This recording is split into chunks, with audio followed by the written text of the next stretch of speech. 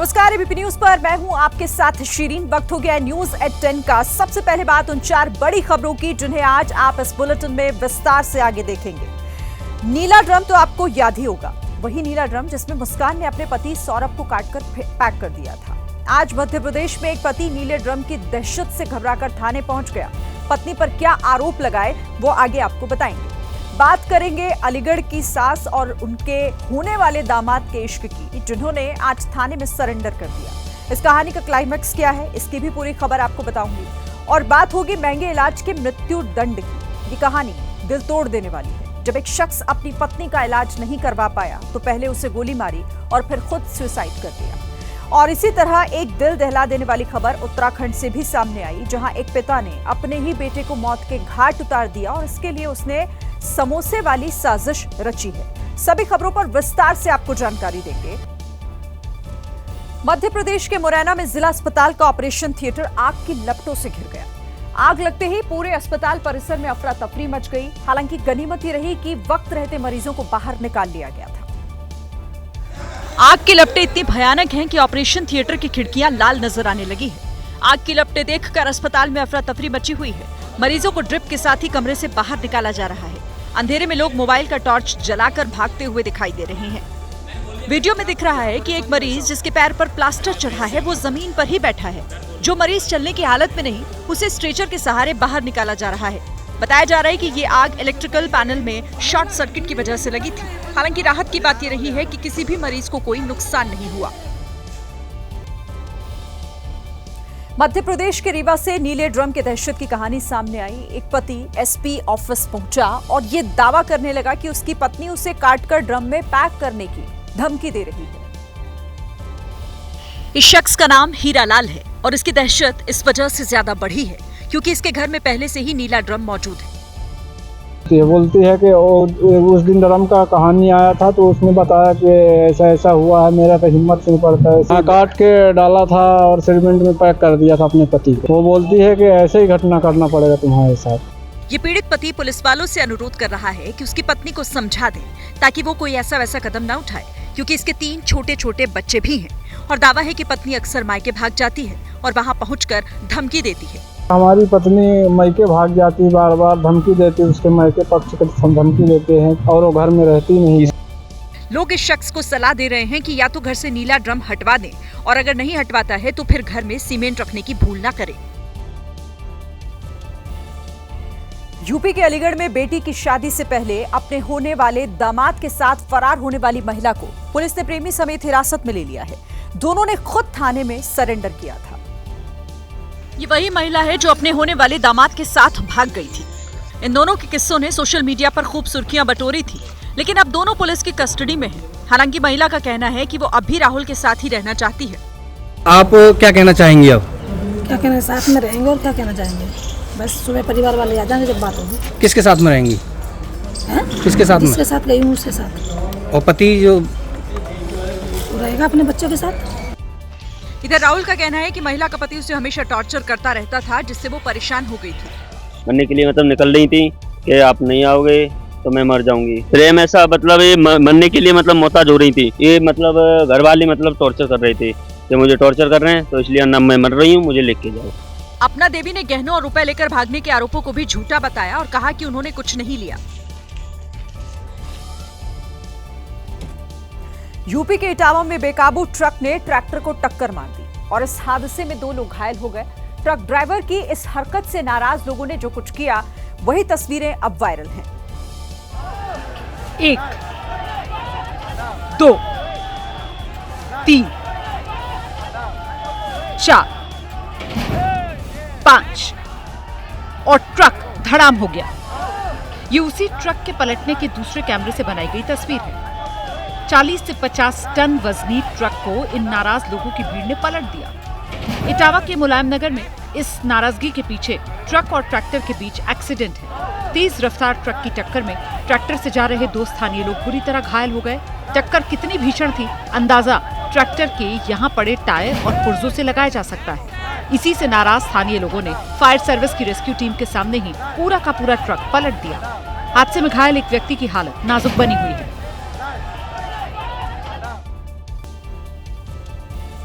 उत्तराखंड के रुद्रपुर से हैरान कर देने वाली एक घटना सामने आई है।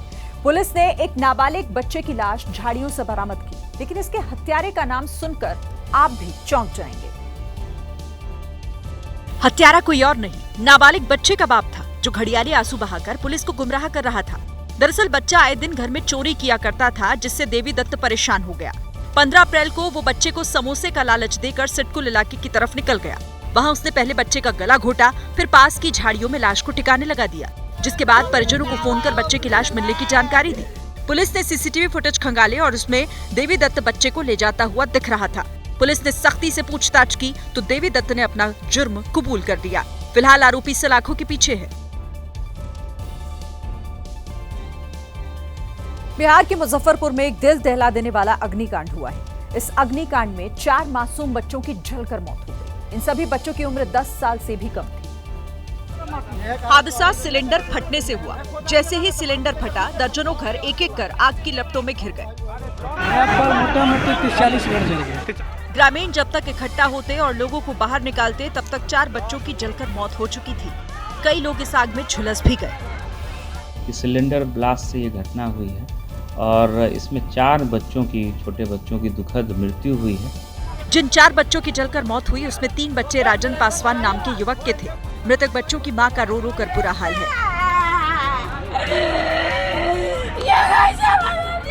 प्रशासन ने मृतक बच्चों के परिजनों के लिए 4-4 लाख रुपए की आर्थिक सहायता का ऐलान किया है। गाजियाबाद में एक बुजुर्ग ने पहले अपनी पत्नी की हत्या की और फिर खुद भी सुसाइड कर लिया। इस दर्दनाक वारदात के पीछे कैंसर जैसी बीमारी के महंगे इलाज को वजह बताया जा रहा है। गाजियाबाद के नंदग्राम में कुलदीप त्यागी के घर में रोना पीटना मचा हुआ है। इसी घर में कुलदीप त्यागी ने पहले पत्नी अंशु की गोली मारकर हत्या की और फिर खुद भी सुसाइड कर लिया। पति पत्नी के शव के पास से मिले सुसाइड नोट के मुताबिक कुलदीप त्यागी को कैंसर डिटेक्ट हुआ था। उन्होंने लिखा वो नहीं चाहते कि घर वालों को उनके कैंसर की जानकारी का पता चले और कैंसर के इलाज का खर्च बहुत ज्यादा है। इतना भारी भरकम खर्च वो वहन नहीं कर सकते, इसीलिए ऐसा कदम उठा रहे हैं। मौके से एक सुसाइड नोट मिला है, जिसमें कुलदीप त्यागी जो मृतक है उसके द्वारा बताया गया है कि वो कैंसर से पीड़ित है, जिसका उसके घर वालों को पता नहीं है और वो नहीं चाहता कि इलाज में पैसे खर्च हो, इसलिए खुद और अपनी पत्नी की जान ले रहा है। इस संबंध में जांच की जा रही है और अग्रिम वैधानिक कार्रवाई की जा रही है। रियल एस्टेट का काम करने वाले कुलदीप त्यागी के 2 बेटे हैं और उनके पिता भी उन्हीं के साथ रहते हैं, जो यूपी पुलिस में दारोगा के पद से रिटायर्ड है। फिलहाल पुलिस मामले में हर एंगल से जांच कर रही है। 21वीं सदी के भारत में एक गांव ऐसा भी मौजूद है जहां के लड़कों की शादी सिर्फ इसलिए नहीं हो पा रही है क्योंकि उनके गांव में पीने के पानी की भारी किल्लत है। गांव में ब्याही हर एक महिला को 1 से 2 किलोमीटर तक पैदल चलकर उस एक हैंडपंप के पास जाना पड़ता है, जो पूरे गांव की प्यास अकेले बुझाता है। सुबह से आवा तो शाम को जाओ, रोटी भी नहीं मिली, पूरा तक। राजस्थान के बांसवाड़ा जिले के कुंडल गांव में पानी इतना कीमती है कि लोग उसे ड्रम में भरकर ताला मार कर रखते हैं। गांव के लोग मानते हैं कि सरकारी तंत्र उनके लिए कुछ नहीं कर रहा। जो पाइपलाइन आई वो हमारे यहाँ कोई पाइपलाइन आई भी नहीं। हमारी 300-350 आबादी है हमारे यहाँ, कम से कम 60-70 मकान है। गांव के पढ़े लिखे लड़के पानी की भयावह समस्या की वजह से कुंवारे हैं, क्योंकि कोई पिता अपनी बेटी को इस तरह पानी के लिए पैदल चलने नहीं देना चाहता। यहाँ पे कोई भी पानी की वजह से हमारी कोई सगाई नहीं कर पाते हैं, इसी वजह से हम इस दुखी हैं। ग्रामीणों की माने तो इलाके के हर घर नल योजना से जुड़े अधिकारियों को भी इस समस्या के बारे में जानकारी है, लेकिन उन्होंने इसका समाधान नहीं किया। अब एबीपी न्यूज की टीम के जरिए वो अपना दर्द देश के सामने बयां कर रहे हैं। मध्य प्रदेश के सतना में एक महिला की डिलीवरी टॉर्च की रोशनी में करवाई गई। जब इस बदहाली के बारे में अस्पताल प्रबंधन से सवाल पूछा गया तो उन्होंने पूरा दोष मौसम पर मढ़ दिया। चारों तरफ अंधेरा है, टिमटिमाती रोशनी है और जमीन पर गर्भवती महिला। ये अंधेरगर्दी जैसा नजारा सतना के सरदार वल्लभ भाई पटेल जिला अस्पताल का है, जहां एक गर्भवती महिला डिलीवरी के लिए हॉस्पिटल पहुंची। स्वास्थ्य की तमाम व्यवस्थाएं वेंटिलेटर पर थी, न लाइट थी न बेड। डॉक्टर ने टॉर्च की रोशनी में ही हॉस्पिटल के गेट पर डिलीवरी करा दी। नहीं भाई, हम तो यहीं खड़े हैं दरवाजे में। गनीमत रही कि कोई अनहोनी नहीं हुई। जच्चा और बच्चा दोनों सुरक्षित हैं, लेकिन इस प्रकरण ने सतना में स्वास्थ्य व्यवस्था की पोल खोल दी है।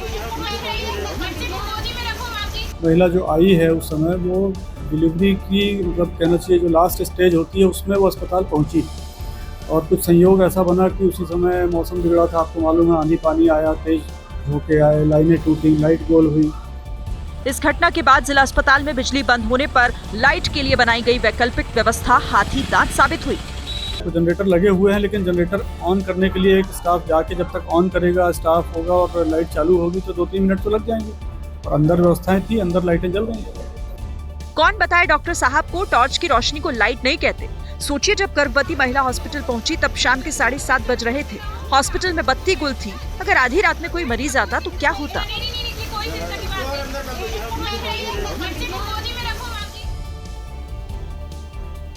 आपने देखा होगा, कई बार अपनी मनोकामनाएं पूरी करने के लिए लोग जमीन पर लेटकर भगवान के पास पहुंचते हैं। मध्य प्रदेश के छतरपुर में एक महिला ने यही तरीका प्रशासन तक पहुंचने के लिए अपनाया, क्योंकि महिला के मुताबिक जब वो अपने पांव पर चलकर आ रही थी तब उसकी समस्या किसी ने नहीं सुनी। लोग मंदिर में जाते हैं इंसाफ के लिए, नारियल लेके, ये भी एक इंसाफ का मंदिर है, शायद लेट के जाएं हमें इंसाफ मिल जाए। इसे इंसाफ अपनी 6 बीघा जमीन के लिए चाहिए। आरोप है कि गांव के दबंगों ने 36 साल से हीरामणि गुप्ता के परिवार की जमीन हड़प रखी है। बार बार आवेदन देने के बाद भी कहीं सुनवाई नहीं होती। गुंडा है, पैसे वाले हैं, हम गरीब हैं, इसलिए कोई हमारा सुनता नहीं है। हमारे पति पढ़े लिखे नहीं है, सीधे साधे व्यक्ति हैं। कड़ी धूप में जमीन पर लेटती हुई महिला आखिरकार जब कलेक्टर ऑफिस पहुंची तो कलेक्टर तो नहीं मिले, लेकिन दूसरे अधिकारियों ने उनकी बात गौर से सुनी। तो ये जानकारी प्राप्त हुई है कि उनका सीमांकन हो चुका है, किंतु उस सीमांकन से संतुष्ट नहीं है। अग्रिम कार्रवाई हेतु संबंधित तहसील एवं एसडीएम कार्यालय में भिजवाया जा रहा है। बार बार आवेदन देकर थक चुकी महिला को आस है कि अब जमीन पर लेटकर जाने के बाद उसकी जमीन उसे वापस जरूर मिलेगी। गुरुग्राम से मानवीय संवेदनाओं के चकनाचूर होने की एक गंभीर खबर सामने आई है, जहां मेदांता हॉस्पिटल में एक एयर होस्टेस के साथ यौन शोषण के आरोप लगे हैं। खबर को सुनकर लोग सन्न रह गए। गुरुग्राम का नामी मेदांता हॉस्पिटल, जिसे वीवीआईपी और रईसों की पहली पसंद माना जाता है, वहां 5 अप्रैल को 46 साल की एयर होस्टेस भर्ती हुई थी। उनका आरोप है कि 6 अप्रैल को तबीयत बिगड़ने के बाद जब वो वेंटिलेटर पर थी तब उनका यौन उत्पीड़न किया गया। बेहोशी जैसी हालत में होने की वजह से वो इसका विरोध भी नहीं कर पाई। पीड़ित महिला का आरोप है कि जिस वक्त ये घटना हुई उस वक्त रूम में 2 महिला कर्मचारी भी थी, लेकिन उन्होंने आरोपी को नहीं रोका। अस्पताल से डिस्चार्ज होने के बाद उन्होंने गुरुग्राम के सदर थाने में 14 अप्रैल को अपने साथ हुई बदसलूकी की शिकायत की। कंप्लेनेंट के द्वारा बताया गया है कि वह वेंटिलेटर पर थी घटना के समय में, और घटना के समय में वो बेहोशी की हालत में थी। अस्पताल के आसपास के एरिया की सीसीटीवी फुटेज है घटनास्थल से आसपास की, प्रॉपर तरीके से चेक की जा रही है। गंभीर आरोप लगे तो मेदांता अस्पताल ने लिखित बयान जारी कर कहा, महिला की ओर से लगाए गए किसी भी आरोप की पुष्टि नहीं हुई है। जांच के लिए घटना के समय के सीसीटीवी फुटेज समेत सभी अहम दस्तावेज पुलिस को सौंप दिए गए हैं। एयर होस्टेस के मुताबिक ट्रेनिंग के दौरान स्विमिंग पूल में डूबने की वजह से उनकी हालत बिगड़ गई थी, जिसके बाद उन्हें इलाज के लिए मेदांता अस्पताल में भर्ती कराया गया था। अब पुलिस सीसीटीवी और सबूतों के आधार पर सच खंगाल रही है। दुनिया भर में ट्रंप के टैरिफ वॉर और ग्लोबल मंदी की आशंका के बीच एक बड़ी खबर भी आई है। देश में सोने के दामों ने नया ऑल टाइम हाई बनाया है। India Boolean and jewellers association के अनुसार इस साल जनवरी में 24 कैरेट सोने का दाम 76,162 था। अगर आज की बात कर लें तो यानी 16 अप्रैल की, तो सोने के दाम 94,579 तक पहुंच चुके हैं। यानी बीते 4 महीनों में सोना 18,417 रुपए बढ़ा है और साल के आखिरी तक 1,10,000 तक जाने का अनुमान भी जताया जा रहा है। अगर सोने के दामों में अलग कैरेट की बात कर लें तो 24 कैरेट सोने का दाम 94,579 रुपए हुआ, तो वहीं 22 कैरेट सोने का दाम 86,634 पहुंच गया। वहीं 18 कैरेट सोने का भाव 70,934 तक पहुंच चुका है। अब उत्तराखंड से आई एक अच्छी खबर भी आपको बता देते हैं। 4 धाम यात्रा को सुगम बनाने और ऑल वेदर कनेक्टिविटी बनाए रखने के लिए उत्तरकाशी में बन रही 4.5 किलोमीटर लंबी सिलकियारा पोलगांव सुरंग का ब्रेक थ्रू हो गया है। टनल के बनने के बाद गंगोत्री और यमुनोत्री धाम के बीच लगभग 25 किलोमीटर की दूरी कम हो जाएगी। इस मौके पर केंद्रीय मंत्री अश्विनी वैष्णव, उत्तराखंड के सीएम पुष्कर सिंह धामी और सांसद अनिल बलूनी भी मौजूद रहे। ये भारत की सबसे लंबी रेलवे टनल है। सिलकियारा सुरंग बनने से उत्तरकाशी और गढ़वाल क्षेत्र के लोगों को सबसे ज्यादा फायदा होगा। सिलक्यारा टनल का काम जब शुरू हुआ था तो साल 2024 में इसके पूरा होने की उम्मीद थी, लेकिन आपको याद होगा साल 2023 जब नवंबर के महीने में सुरंग के अंदर मलबा आने के चलते एक हादसा हो गया था और 41 मजदूर उसमें फंस गए थे। हालांकि 17 दिन तक लगातार बचाव कार्य चलने के बाद सभी मजदूरों को सुरक्षित बचा लिया गया था।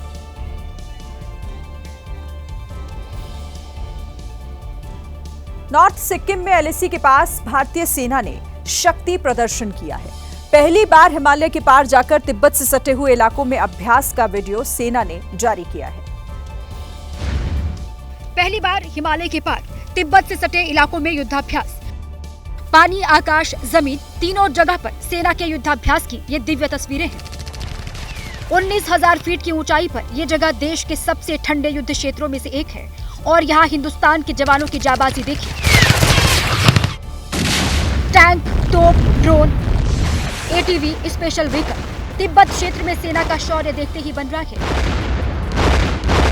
प्लेटू ब्रिगेड का ये युद्धाभ्यास है जिसमें हेलीकॉप्टर, तोप, rocket, anti guided missile, special forces के कमांडो भी दिख रहे हैं। नदी में इस्तेमाल होने वाले स्पेशल व्हीकल के साथ भी सेना ने युद्धाभ्यास किया।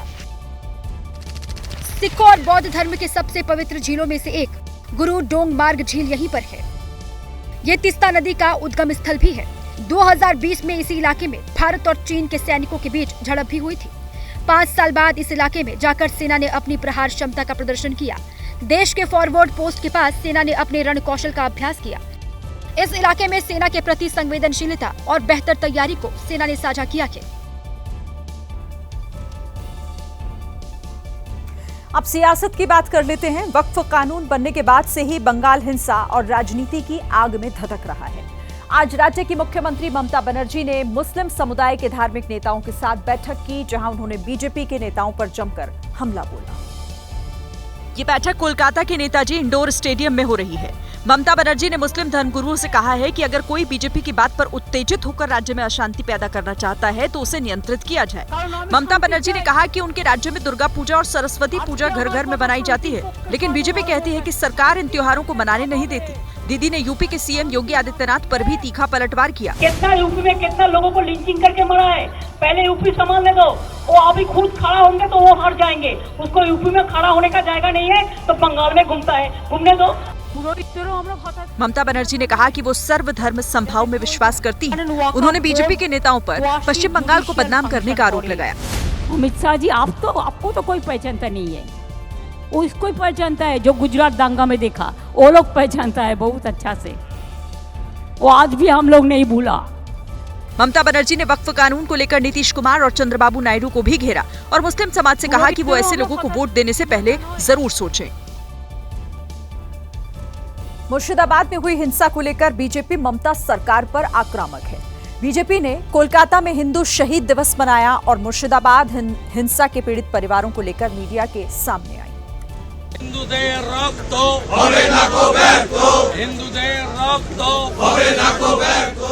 हाथ में बैनर, पोस्टर और गले में काला कपड़ा डालकर बीजेपी के नेता एक बार फिर ममता सरकार के खिलाफ सड़क पर उतरे।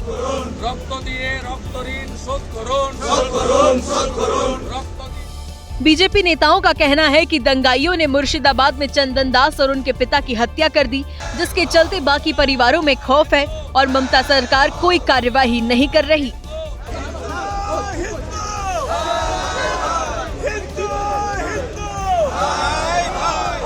हिंदू होने के नाते बलिदान दिया।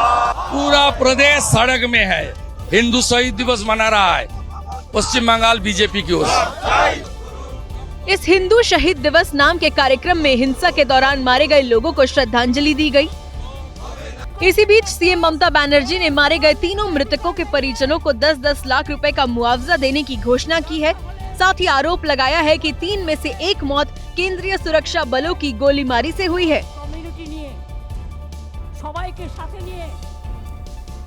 गुजरात में अपनी सियासी जमीन तलाश रही कांग्रेस को राहुल गांधी ने कड़वी घुट्टी पिलाई है। गुजरात कांग्रेस के कार्यकर्ताओं से बात करते हुए राहुल ने कहा कि उनकी पार्टी गुजरात में सही लोगों को बढ़ावा नहीं दे पाई, इसके लिए उन्होंने घोड़ों का उदाहरण दिया। प्रॉब्लम क्या है कि कांग्रेस पार्टी कभी कभी रेस के घोड़े को बारात में बेच देती है और बारात के घोड़े को रेस में दौड़ा देती है। इन घोड़ों को हम थोड़ा अलग अलग करना चाहते हैं। और रेस के घोड़े को हम दौड़ाएंगे, बारात के घोड़े को हम नचाएंगे। इसी भीड़ में ऐसे भी लोग हैं जो बीजेपी के साथ मिले हुए हैं, उनको हमें आइडेंटिफाई करना है। नेशनल हेराल्ड केस में सोनिया राहुल पर ईडी की चार्जशीट के बाद से सियासी पारा काफी हाई हो गया है। आज देश भर में कांग्रेस के कार्यकर्ताओं ने ईडी दफ्तर के बाहर विरोध प्रदर्शन किया। हाथों में झंडे हैं, पोस्टर हैं और हर तरफ विरोध की गूंज है। हम तुम्हारे साथ हैं। दिल्ली से लेकर महाराष्ट्र और एमपी से लेकर यूपी तक कांग्रेस कार्यकर्ता सड़क पर उतर आए। ईडी और केंद्र सरकार के खिलाफ प्रदर्शन कर रहे हैं। पुलिस ने प्रदर्शन कर रहे कार्यकर्ताओं को रोकने के लिए बैरिकेडिंग लगाई, लेकिन कार्यकर्ता नहीं माने तो उन्हें हिरासत में ले लिया गया। सोनिया और राहुल के खिलाफ चार्जशीट दाखिल होने के बाद दोनों पार्टियों के बीच जुबानी जंग और भी तेज हो चली है। देखो, उनके प्रदर्शन करने के अधिकार को मैं चुनौती नहीं दूंगा, लेकिन प्रदर्शन किस बात के लिए? इस देश में लूटने का लाइसेंस नहीं है। ये धरने से ईडी दबाव में नहीं आएगी, ऐसा मुझे लगता है। इधर कांग्रेस पार्टी इस पूरे ही मामले को बदले की कार्रवाई बता रही है। लेकिन आप राहुल गांधी को, कांग्रेस पार्टी को, सोनिया गांधी जी को डरा नहीं सकते। ये परिवार वो परिवार है जिसने इस देश पे अपना खून दिया है, अपनी जान कुर्बान की, अपनी संपत्तियां देश के लिए दान की है। आपका कोई भी आरोप टिक नहीं सकता। मामले की सुनवाई 25 अप्रैल को दिल्ली के रावत एवेन्यू कोर्ट में होगी। कोर्ट ने ईडी से मामले की केस डायरी भी मांगी है। बड़ी खबर आ रही है लखनऊ हरदोई रेल रूट पर रहीमाबाद में दिलावर नगर स्टेशन के पास एक बार फिर ट्रेन को बेपटरी करने की साजिश सामने आई है। रेलवे ट्रैक पर लकड़ी का टुकड़ा रख दिया गया था। स्टेशन मास्टर ने आरपीएफ को इसकी सूचना दी, जिसके बाद समय रहते इस हादसे को टाला जा सका। इस पर नजर रहेगी।